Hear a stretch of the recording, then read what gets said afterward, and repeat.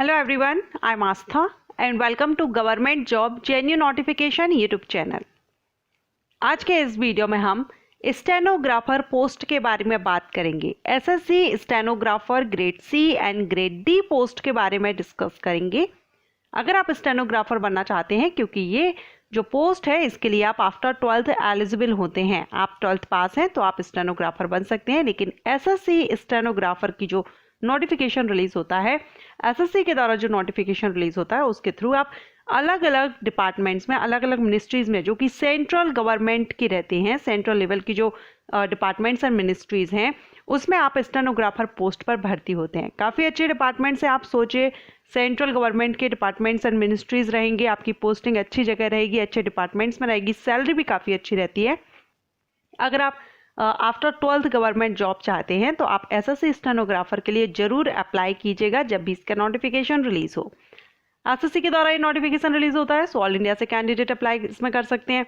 हम इस वीडियो में डिस्कस करेंगे stenographer grade C and grade D, दोनों ही ग्रेड की जो पोस्ट रहती हैं उनके लिए हम डिस्कस करेंगे। एज लिमिट क्या रहती है दोनों के लिए, क्योंकि ग्रेड सी और ग्रेड डी दोनों के लिए एज डिफरेंट रखी जाती है। सो ग्रेड सी और ग्रेड डी में एज लिमिट क्या रहेगी, age relaxation according to category क्या रहता है, किस कैटेगरी में कितना एज रिलैक्सेशन आपको मिल जाता है। Grade C and grade D के लिए सैलरी भी डिफरेंट रहती है, तो सैलरी क्या रहेगी दोनों ग्रेड्स के लिए, एप्लीकेशन फीस क्या रहेगी अगर आप अप्लाई करते हैं, सिलेक्शन प्रोसीजर क्या रहता है, एग्जाम पैटर्न किस तरह से रहेगा, qualifying marks according to category, आप किस कैटेगरी से बिलोंग करते हैं तो आपको कितना क्वालिफाइंग मार्क्स, मतलब आपका जो रिटर्न एग्जामिनेशन होगा उसमें आपको क्वालिफाई करने के लिए कम से कम कितना परसेंटेज रिक्वायर्ड रहेगा। And skill test, skill test में भी ग्रेड सी और ग्रेड डी के लिए थोड़ा सा डिफरेंट रहते हैं, दोनों में थोड़ा अंतर रहता है, वो भी हम इस वीडियो में डिस्कस करेंगे।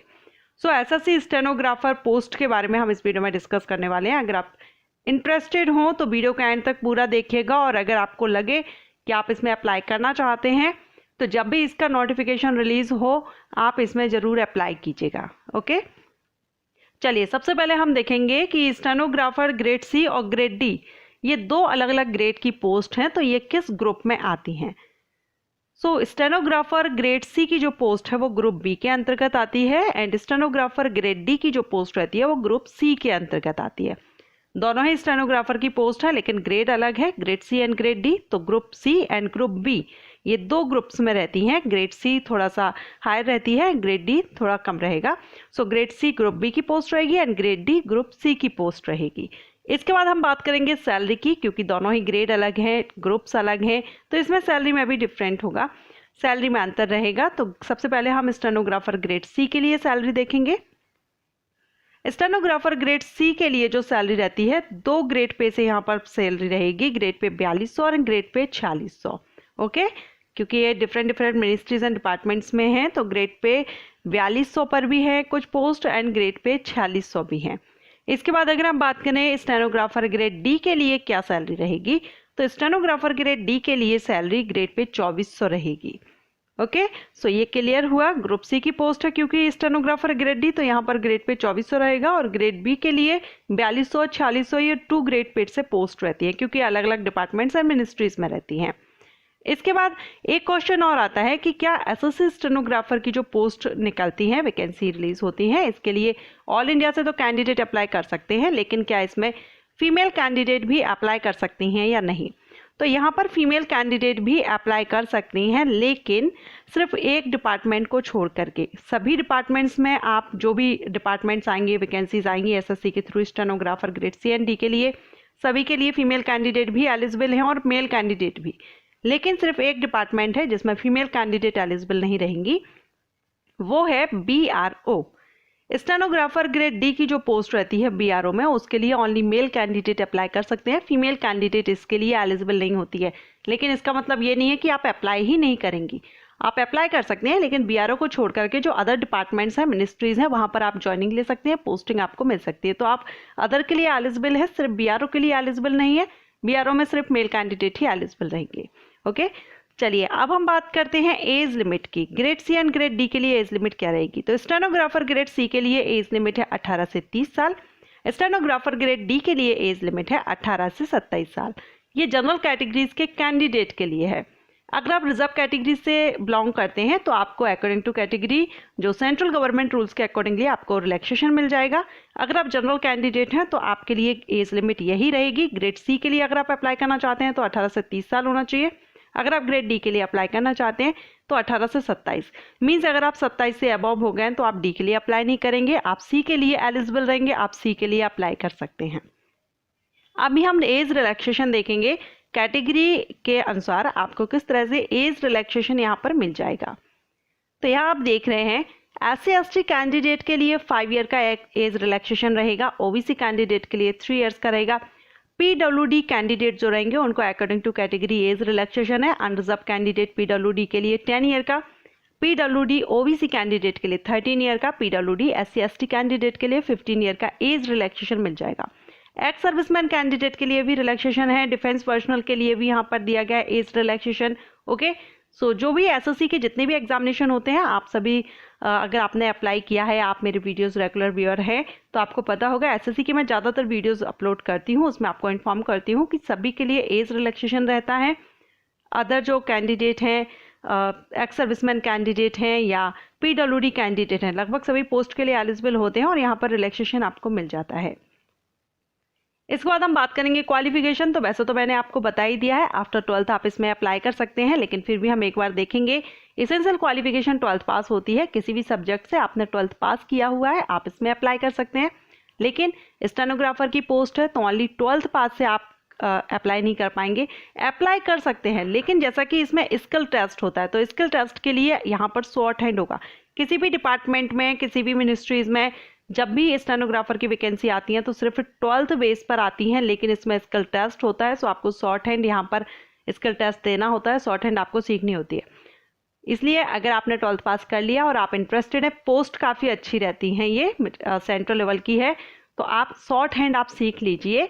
ये आपका स्किल टेस्ट सबसे लास्ट में होता है, रिटन एग्जामिनेशन होगा उसके बाद होता है, तो आपके पास टाइम भी है। अगर अभी भी आप अप्लाई अभी नोटिफिकेशन रिलीज नहीं है, लेकिन जब भी हो, अगर आप अभी ये वीडियो देख रहे हैं और आपको लगता है कि आपको ये अप्लाई करना है आगे इन फ्यूचर, तो आप अभी से शॉर्ट हैंड सीख सकते हैं, स्पीड अच्छी कर सकते हैं। मैं आगे आपको इसकी स्पीड के बारे में भी बताऊंगी, कितनी स्पीड किस ग्रेड पे के लिए किस ग्रेड के लिए रिक्वायर्ड रहती है, क्योंकि ग्रेड सी और ग्रेड डी दोनों हैं। सो 12th पास हैं आप अप्लाई कर सकते हैं, लेकिन शॉर्ट हैंड आप जरूर सीख लीजिएगा, इसमें आपका स्किल टेस्ट होगा। नेक्स्ट यहाँ पर सिलेक्शन प्रोसीजर में written examination and skill test होता है। रिटन एग्जामिनेशन आप अभी देख रहे हैं, general intelligence and reasoning, general awareness, English language and comprehension. Means इसमें मैथमेटिक्स से कोई भी क्वेश्चन नहीं है, मैथमेटिक्स से क्वेश्चन नहीं आते हैं। 50 question general intelligence and reasoning से रहेंगे, जनरल अवेयरनेस से 50 रहेंगे एंड इंग्लिश लैंग्वेज कंप्रेंशन से 100 रहेंगे। टोटल 200 क्वेश्चन, 2 आवर्स का यहाँ पर टाइमिंग आपको दिया जाएगा। 1 क्वेश्चन 1 मार्क का रहेगा। अगर हम यहाँ पर बात करें, question paper will be objective type, MCQs types question रहते हैं, ऑब्जेक्टिव टाइप क्वेश्चंस रहते हैं। हिंदी और इंग्लिश जो भी आपका मीडियम है, आप जिस भी लैंग्वेज में आप एग्जाम देना चाहें, हिंदी में देना चाहें तो हिंदी में दे सकते हैं, इंग्लिश में देना चाहें तो इंग्लिश में दे सकते हैं, लेकिन जो इंग्लिश का पार्ट होता है वो आपको इंग्लिश में ही देना होता है। नेगेटिव मार्किंग भी यहाँ पर रहती है, 0.25 मार्क अगर आप रॉन्ग आंसर देते हैं तो आपका माइनस कर लिया जाता है। सो आंसर आपको केयरफुली देना होगा। इसके बाद हम बात करें यहाँ पर स्किल टेस्ट के बारे में, तो स्किल टेस्ट आपका रिटन एग्जामिनेशन के बाद होता है, क्वालिफाइंग नेचर का होता है ये skill test. The candidate who are shortlisted in the computer based examination, जो कैंडिडेट कंप्यूटर बेस्ड एग्जामिनेशन में शॉर्ट लिस्टेड होते हैं उनके लिए कॉल किया जाता है स्किल टेस्ट के लिए। ओके, स्टेनोग्राफी टेस्ट होता है इसमें आपका। The candidate will be given 1 dictation for 10 minute in English और हिंदी। हिंदी और इंग्लिश दोनों में से किसी एक में आपका ये टेस्ट होता है। डिक्टेशन 10 मिनट के लिए होता है, हिंदी या फिर इंग्लिश में, जिसमें भी आप करना चाहें। जो भी आप फॉर्म फिल करते हैं ना, उस टाइम आपको ये फिल करना होता है, तो उस टाइम उसी हिसाब से आपको यहाँ पर हिंदी और इंग्लिश दोनों में से जो भी आपने फॉर्म में फिल किया है उस हिसाब से आपका डिक्टेशन होगा 10 मिनट का। स्पीड यहाँ पर 100 वर्ड पर minute for the post of stenographer grade C, यानी ग्रेड सी के लिए जो स्पीड रिक्वायर्ड रहती है वो 100 वर्ड पर मिनट रहती है। एंड ग्रेड डी के लिए जो स्पीड रिक्वायर्ड रहती है 80 वर्ड पर मिनट रहती है। सो ये दोनों ग्रेड में अंतर है, ग्रेड डी के लिए 80 वर्ड पर मिनट और ग्रेड सी के लिए 100 वर्ड पर मिनट। और ये हिंदी और इंग्लिश दोनों में से जिसमें भी आप डिक्टेशन देना चाहें, जिसमें भी आपने सीखी हुई है उसमें आप कर सकते हैं। यहाँ पर स्पीड भी दी गई है, टाइम ड्यूरेशन दिया गया है, लैंग्वेज स्किल टेस्ट दिया गया है। स्टेनोग्राफर ग्रेड डी के लिए इंग्लिश में 50 time duration, for the candidate eligible as per 7 para, इसमें जो ये जो नोटिफिकेशन है वो प्रीवियस है, तो उस हिसाब से यहाँ पर पैरा के बारे में बताया गया है। स्टेनोग्राफर ग्रेड डी अगर हिंदी में करते हैं तो 65 मिनट्स ड्यूरेशन, एंड यहाँ पर स्टेनोग्राफर ग्रेड सी और स्टेनोग्राफर ग्रेड सी हिंदी और इंग्लिश के लिए भी यहाँ पर दिया गया है। ओके, सो हिंदी और इंग्लिश में से जो भी आपने सीखा हुआ है उसमें आप कर सकते हैं, लेकिन ये आपको आप पहले ही फॉर्म फिलअप में फिल करना होता है।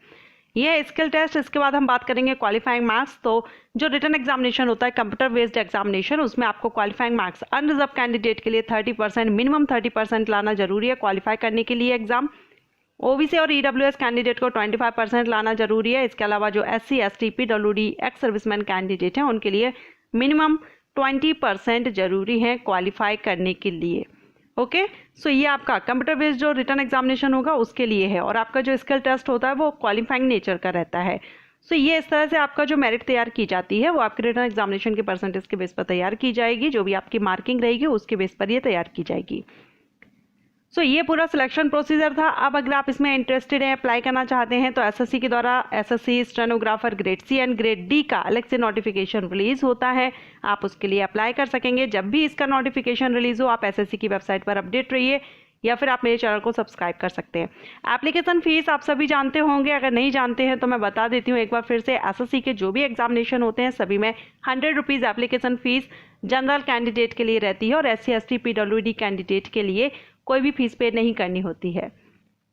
ओके, सो अभी मैंने आपको एसएससी स्टेनोग्राफर पोस्ट से रिलेटेड सारे पॉइंट्स क्लियर कर दिए हैं। एज लिमिट एंड सैलरी को लेकर के, फीमेल कैंडिडेट कहाँ पर एलिजिबल नहीं है, फीस को लेकर के सब कुछ मैंने आपके सारे पॉइंट्स क्लियर किए हैं। फिर भी अगर आपके मन में कोई डाउट है, कोई क्वेरी है, आप मुझे कमेंट करके पूछ सकते हैं। वीडियो अगर पसंद आया हो तो वीडियो को लाइक कीजिए। Thank you.